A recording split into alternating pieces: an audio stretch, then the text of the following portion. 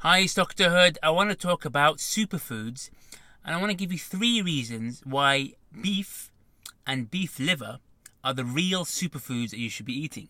Now, this word superfood is a label that's applied to several foods. If you Google it, you'll find between 10 and 50 different types of food that are highly nutritious, very nutrient dense, and have other added properties. For example, reduce inflammation, improve your immune system, reduce aging, reduce your risk of certain diseases. Some examples include spirulina, which is an algae which is rich in minerals and has some immune boosting properties. Wheatgrass, which again is rich in some nutrients and has anti-aging benefits. Olive oil, extra virgin olive oil, again has some benefits. It's rich in monounsaturated fats.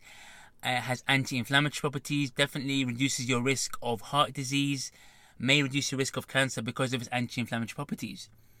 But in reality, how much of these can you eat? Spirulina and wheatgrass. Spirulina tastes horrible anyway. Spirulina and wheatgrass, if you just eat that, or if you base your diet around that, how much of it can you eat, and is it going to give you your actual essential nutrients that you need? It's not. Olive oil is great to add to your food, and I would recommend doing that because it's a healthy fat. But you can't base your diet around it. It's very calorie rich and relatively nutrient poor compared to other foods. So it's an adding food or an added food. It's not a food that you base your diet around. In contrast, what you actually really need are superfoods that are nutrient dense that you can base your diet around. And red meat, or a beef, let's say, and beef liver are examples of real superfoods you can base your diet around. So here are 3 reasons why I will classify them as superfoods.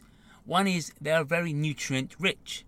So they contain your essential amino acids that build your protein, that allow your body to carry out the normal functions. And they're easily available amino acids, so your body can easily digest them and easily absorb them.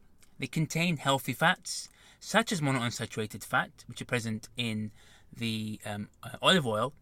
They also contain saturated fat, but interestingly, the concentration of saturated fat in beef is lower than in olive oil. Now, I don't think saturated fat is a major issue. I think the link between dietary saturated fat and heart disease hasn't been proven, particularly in fresh, unprocessed products.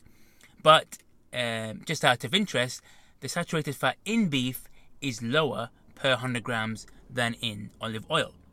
And it also contains several micronutrients. In particular, beef liver contains this in high concentrations: B12, folate, iron, vitamin C, vitamin A.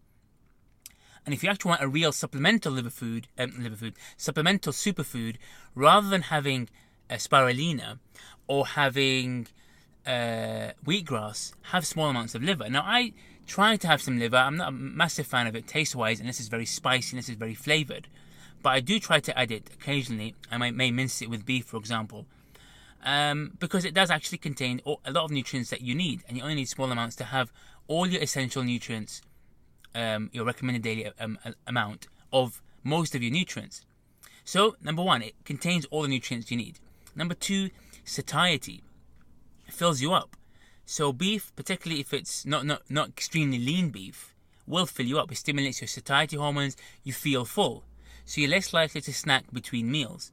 You're less likely to have cravings if you're basing your diet around protein, healthy fats, as well as non-starchy vegetables. You're less likely to have cravings. You're less likely to have desires to eat between meals. And if you are having those cravings and hunger, then obviously you're not eating enough in your main meals. And thirdly, the third reason is ease of cooking. So whether it's steak, whether it's rump or sirloin steak, or cheaper cuts like frying steak, whatever it is that's suitable for your own situation, or ground beef, very easy to cook in a short amount of time, and they're full of flavour. So you obviously will add flavour into them, but red meat or beef is full of flavour already. So you only need some salt and some other spices to get a meal that's quickly produced or quickly cooked, and will be filling and tasty. And this ease of cooking means consistency, and it's consistency that leads to results. And ground beef in particular, quite easy to cook, and actually has other added benefits which I haven't mentioned, such as collagen. So ground beef will include the protein and the fats, and some collagen. So rather than having collagen supplements, you can just have some ground beef or minced meat. So, don't get distracted by these lists that are completely always dominated by plants, which do have their role in your diet, hardly any fish or meat or eggs. The real superfoods are the ones that you can base your diet around, and beef liver are one of them.